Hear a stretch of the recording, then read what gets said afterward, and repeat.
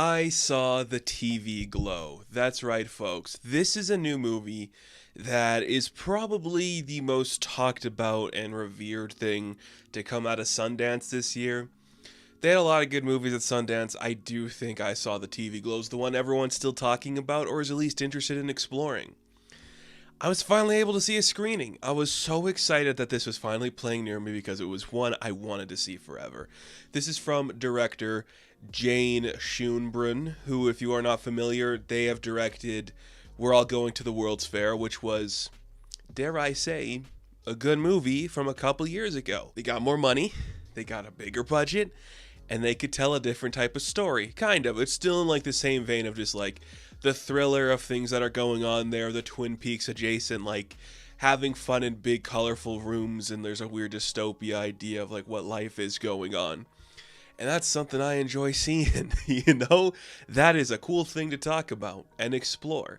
And when you have a director like Schoenbrun who is willing to talk about that stuff in a different way than we've seen, you get something cool. This movie's good. I don't know what else I'm going to add to the conversation when it comes to I Saw the TV Glow.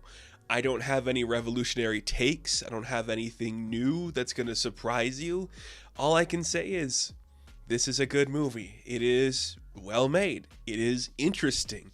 It is exploring things and themes we don't talk about a lot in modern movies, and it feels like something that is of this generation, which is kind of cool, I like a movie that feels like it's made by somebody from today, where they're like, I grew up in a time frame where there were certain things going on, certain expectations for young people and the things they like and consume, everything going on in that capacity.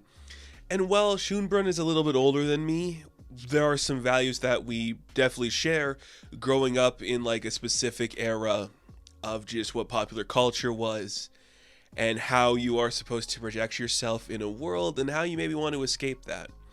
And I find that very interesting. Without getting too deep into the minutiae of what this movie's about, just imagine a world of suburbia where everything is just, that classic white picket fence normal, and maybe you don't fit into that world, so you escape through television, like so many of us do. And maybe as you get older, you start to lose the reality of the real world with the reality of the TV show that was consuming you. From there, interesting stuff ensues. And I'm like, this is really interesting. There are so many avenues we could take when talking about what this movie's about, and I think all of them are in play. Again, I'm not the filmmaker.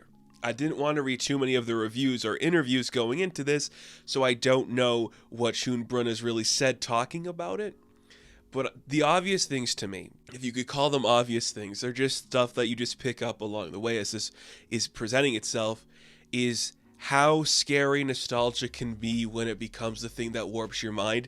It could be kind of this interesting perception of how the things you loved can hurt you or change your perception of reality depending on how you let them.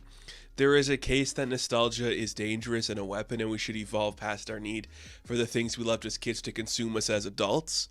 I say that with all this stuff around me. I get it. I think that is something very clearly there. And from a filmmaker who is just like clearly of the generation that grew up with like the popular culture of today, the internet consumption, that is there. And that is apparent. It is kind of talking about the way television itself has evolved and become something different, which is really interesting to see. How it used to be you get 5 seasons of a TV show and maybe it doesn't wrap up, and today things are different. And even when you stream television today, it just feels different when you're watching it on a streaming service. That's all there too. One of the interpretations I took away from it, because I'm a white guy in suburbia, is how much suburbia sucks. And just like living in like the suburban world is just, it's not really good for you if you need a more artistic environment or somewhere else to flourish when you don't feel like you belong there. And I'm sure that is a feeling a lot of kids, especially in the 90s and 2000s, felt growing up, when suddenly you are being inundated with new types of stories, new things to explore, and a worldwide web that is growing consistently. So that is something I think is really shaping this too. And the most obvious one is the trans allegory. I don't know the specifics of what Jane is feeling when making this piece, but there is something to say, and I'm sure a lot of people have, and there have been better reviewers and critics than I who will make comparisons to their own life about how the stuff we watch when we are younger shaped the person we want to be. And maybe that's being born a male and you see a female character you relate to, and that awakens that thing inside of you. That is clearly a part of this story, and something that is what this is about as well. It's just finding your truest form, the person you feel you are meant to be, the person where you are your most positive and happy and comfortable through the lens of television, and that awakens the thing inside you, that shows you the thing you are missing from your modern suburban life. And that is something we don't talk a lot about in movies like this. And what really made me happy is when I saw this screening, it was a full house. There was a lot of people there, and a lot of people who you could really tell understood what we're saying. The lines of dialogue that are being said about fandom, about the culture, about being a kid in this era, and how you just like love to consume a specific media and it just becomes your life. And that teaches you something about yourself, whether it's your sexual identity or your gender or just what you want from existence in particular. That really connected with everybody I saw this with. There was just key moments where you're like, we're all honing into this one thing. This is like an era-defining movie in so many ways. This group of people of a certain age and demographic that just were this kid. Either of the two leads in this were just either wanting to consume new media and it teaches you something about yourself and you don't feel whole without it, or it's just this is your escape, and when you try to leave it, you can never actually leave it. And I think that is something that's really interesting. It is both helping you find who you truly are. It's both a cautionary tale about what nostalgia can do to you and about how escapism is important, all wrapped into this one thing with some really well-timed jokes, with some really good actors delivering those jokes, and two leads that are incredible. Justice Smith is just, he's doing it all. This is a kid who has just found what he's good at, and that is just being in any genre. He is kind of being a little freak sometimes, and he's willing to to commit to these lower budgeted projects to do this kind of stuff, but he'll also throw in a Dungeons and Dragons for you. And he's good in all of it. He's got kind of that stiff stoicism to him where, he could maybe be excitable and loud, but there is so much internally going on with him that it's just very calming, and you don't know how he's feeling. And the moments where it breaks, they're all believable and earnest, and everything else like that with him. It's incredible to see that. And Bridget Lundy Payne, who I have a massive crush on, I have for a while, they're incredible. Just the perfect foil of this, I know this girl, I've known this girl in high school, just that likes this thing. They grow up to be the person that they're going to be. And the fully realized version of that character is somebody I'm sure you are aware of in your own high school experience. That person growing up to be this type of person.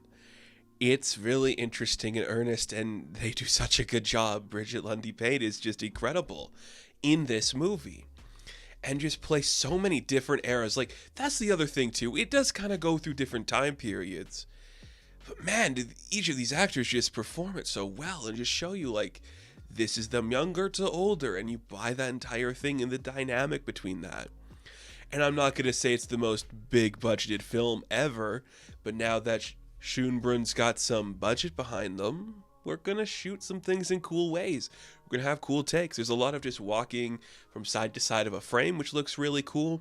There's some really interesting music cues of actual singers performing that is incredible to look at, and some really good music too as well. This is the kind of thing you want to see. You have a director who is of a generation, a generational voice who's tapping into this one thing we don't see a lot of in this generation yet, who made a really good first movie, got more money for the second movie. They're not falling into the sophomore slump. They are showing they are very good at this thing, tuning into this one cultural significant event where it's what if your life was a Buffy the Vampire Slayer or a Power Rangers, and when you grow up to be 28, you never escape that, it is so perfect in that capacity. And I do think Schoenbrun is going to be a director of this era. I think we're about to witness the rise of an auteur that's going to do some very interesting things, that's going to change a lot of stuff and be the voice that no one saw coming. Because this movie, it looks great, it is well written, it is well acted, everything just worked perfectly, and having like a primary non-binary director of this generation is really freaking cool. Because who else is going to tell stories like this? Who else is going to give us these moments to tap into this thing of this era and this moment in a way that works so well? It worked for everyone I saw it with. I think this is going to be one on a lot of people's best of the year lists. It's going to be one that you're going to recommend to people from the era where you're like, yeah, that's one of those movies from 2024 that came out of nowhere and just hit everything. Hit everything like an artsy, soulful kid was learning about and talking about when they suddenly discover a TV show that changes their lives. I love that it can be about like finding your truest self through a female character and like, understanding who you are. I also like that maybe nostalgia can harm you and destroy your life if you let it consume you. Both things can be true at the same time. That's pretty cool. This movie rocks. It's so cool it exists. Like, it's really awesome that this could be here and thrive. Because it's thriving for what it's been given. You just know the next one, the next movie is going to be incredible. I don't know what it's going to look like though, but man, is it going to be interesting. So I saw the TV Glow. I am going to give an 8 out of 10. Now, thank you all for watching this review. Be sure to like and subscribe to the channel. As always, you can check me out on Instagram, TikTok, and Twitter. And of course, I will catch you in the next one. Have fun, stay safe, good luck.